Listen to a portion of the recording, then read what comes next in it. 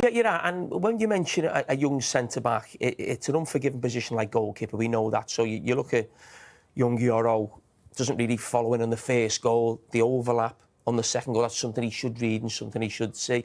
I think a little bit of a worry for Manchester United fans would be Martinez, because I was critical of him when he first came, because I didn't think he'd be able to play in a back four, thought he'd be too small.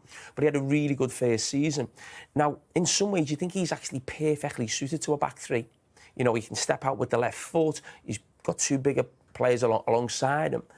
And even though he played a great ball through, didn't he, for the winner in the Manchester derby, I don't think he's looked as comfortable since Amorim came in, when I actually thought, oh, this would be almost like the making of him. This will really suit him. So that's a little bit of a worry, because as Jamie just rightly said, he had a really poor night tonight. I'm talking about Jamie in terms of academies, and I think you're right. But what we've created now is robots on the pitch, where I'm actually looking down and thinking, OK, I put myself in, what would I do if I was playing? Now, I wasn't a great player in terms of technically or physically, but I understood the game.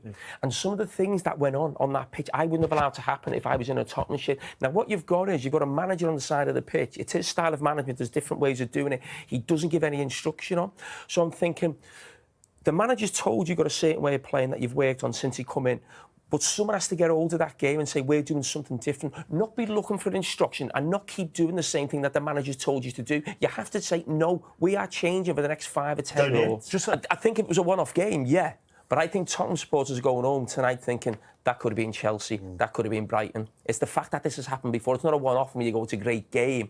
It happens too often. And they've all aged 10 years as well. And that's the other factor. But I think we don't. But football supporters, I know they want to win and they want to win trophies, but you also want to go on a journey with your team. Yes, and they've seen don't you? Poor football here. They saw Antonio Conte trying to sort of do his thing in his way. And obviously, Antonio's a genius, but he struggled here. Jose Mourinho struggled here.